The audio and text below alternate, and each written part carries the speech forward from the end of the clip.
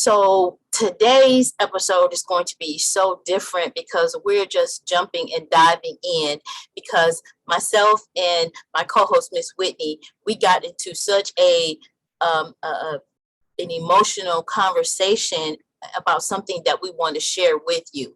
So in the midst of the conversation, I got full because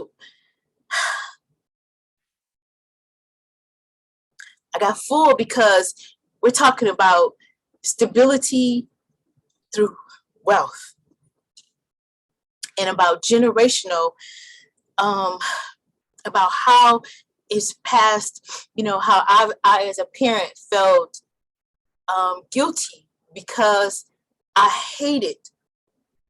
had a disdain for poverty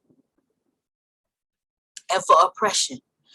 And so as we lived in very humble beginnings, and, it's like, I just did not want my children, no matter what, even though we had, even though I went through a divorce, I didn't want them to feel what I felt, the lack, so I pressed so hard to be successful. And so today we're talking about stability through wealth. And so we think that that's where our stability comes from. And so Whitney was just sharing with me, about our need and our desire for stability or for security, especially as Black women, we didn't have it. So go ahead, take it up, Whitney, before I start crying and black mascara be on the floor. It's okay. It might be a thing. These lashes might pop off. I guess I was just sharing with my mom about how I felt for as long as I can remember. And it kind of stemmed from a conversation that I was having with my husband a few days ago about, we were just talking about where we are. It's the end of the year. So we usually get pretty, evaluative around the end of the year about what's next. What are we doing? What are we going to put our energy into, our efforts into? And in the midst of the conversation, he just kind of stopped and asked me what I felt was a very profound question, though many might think, okay, that's a simple question, but it was profound to me. And he just asked me, are you having fun? Like, with what you're wanting to do, if you strip everything away, like, are you actually having fun?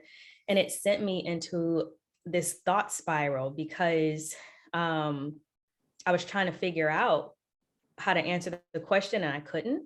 And essentially, I was like, no, I'm not. And thinking through it, these past few days, it's because I have been chasing stability through wealth for as long as I can remember. Like, I have been chasing what I feel like I see others attain so easily, but it seems like it is so hard for us to get or to grasp. And so I was just sharing with my mom because she said, I did that to you. And I don't want her to feel like she has that weight on her shoulders. And I don't want her to live with that weight on her shoulders, because I was sharing, like, she didn't do it to me. My mom is not the first Black woman to seek stability and wealth and security and to feel like, okay, this is where I can find that, because we as Black women have never felt that. Like, from the way that we were brought over here in America, we were brought over as slaves. Like, our husbands, our children were ripped away from us, and every bit of our humanity was taken. And so essentially, that thought of how can I be safe? How can I be okay? How can I be stable? How can I take care of me because the world around me doesn't? That is something that is generationally anchored to us as Black women, and not something that I want my mom to feel like, oh, I did that to you because I was chasing stability, or I was chasing wealth because of my circumstances. We all are born into the world and we all have our own set of circumstances and issues and things like that. But that thing is not something that any of us should place on our mothers or our aunts or whoever rendered us of like, oh, it was your fault that I'm like this. No, no, no. It is our society's like pressure, weight, and responsibility and obligation. Like it did it to us. The culture did it to us. And we're just trying to figure out how to live a life that is safe, where things can't be stripped away from us and taken from us, including our humanity. And because wealth feels like that thing, I believe that's the thing I've been looking for security through wealth. And I told my mom, I don't think I've actually taken a breath in decades. And I'm only 34. Wow. And one of the reasons why I wanted us to share the raw emotion is because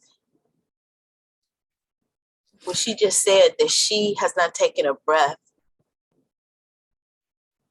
in decades, I don't think that I'm still breathing. I'm still holding my breath. Even through,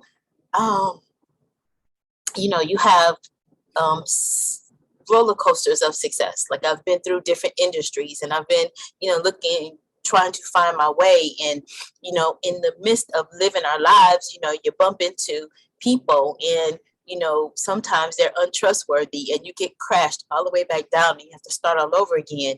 And that desire and that clam and that fight, through, all of the different curves, but you say, you know what, I'm going to keep going. And there's the desire, a drive. I'm going to keep going. I'm going to keep going.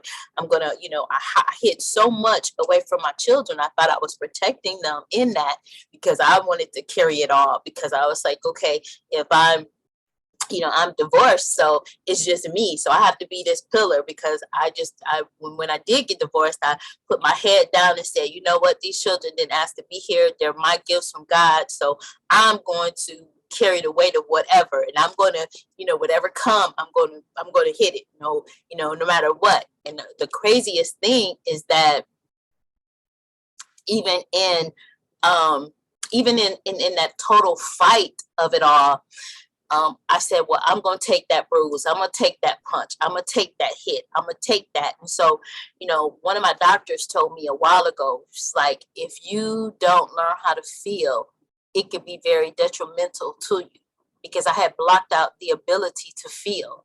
I recall one day showing a house when I was in real estate and I fell and I punctured my leg.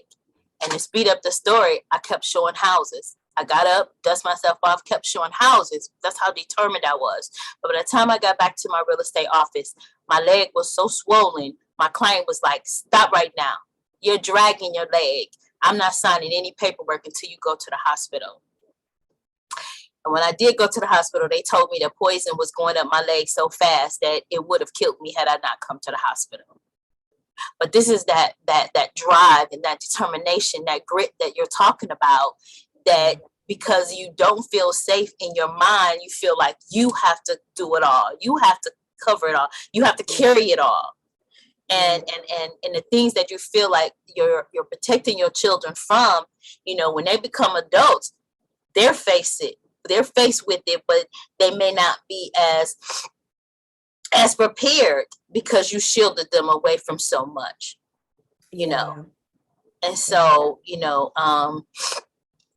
I don't know. We just wanted to come on and, just share a little bit about that, because the conversation was so intense that I was like, there may be a lot of women out there that feel the same thing, especially women of color, that may feel like they've never been safe or they don't feel safe. And we get dumped on a lot, because of some of our choices or what have you. But it's like, we're doing the best that we can. And that's what I had to learn for myself, that I did the best that I could. Mm-hmm. You absolutely did. And I think that the older I get, I don't even know if it has to do with age, the more experienced I get in understanding that the world is more expansive, not just in great things, but unfortunately also some ungreat things, and me understanding agendas of different, groups and all that other stuff, and who, manages what and all that you don't see.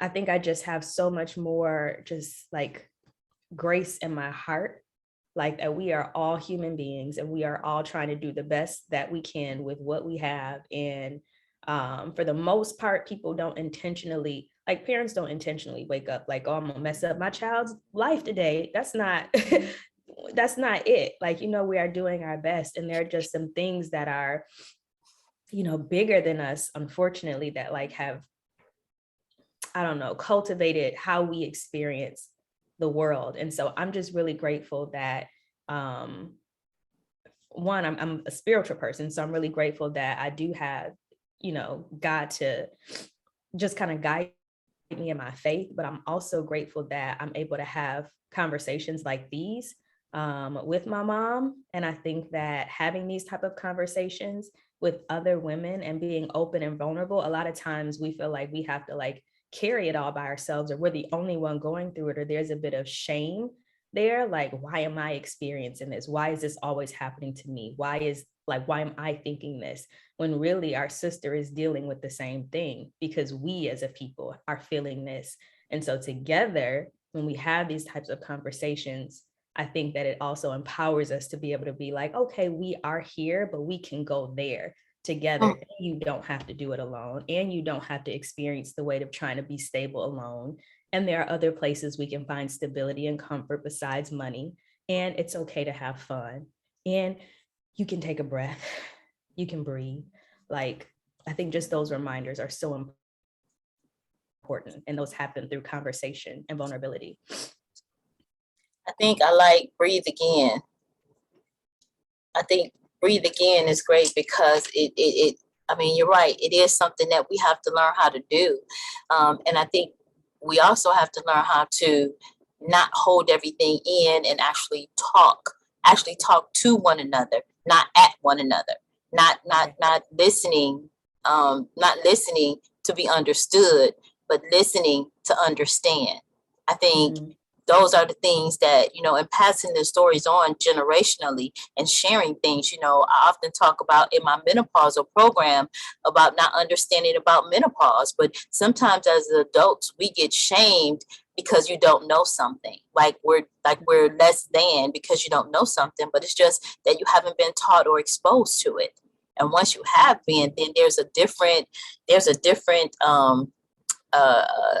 you just have a different walk, a different understanding.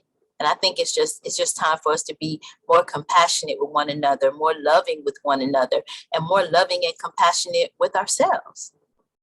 I agree 100%. What are your final thoughts about this short, I don't know what this was, but it was just, you was like, just press record. Yeah.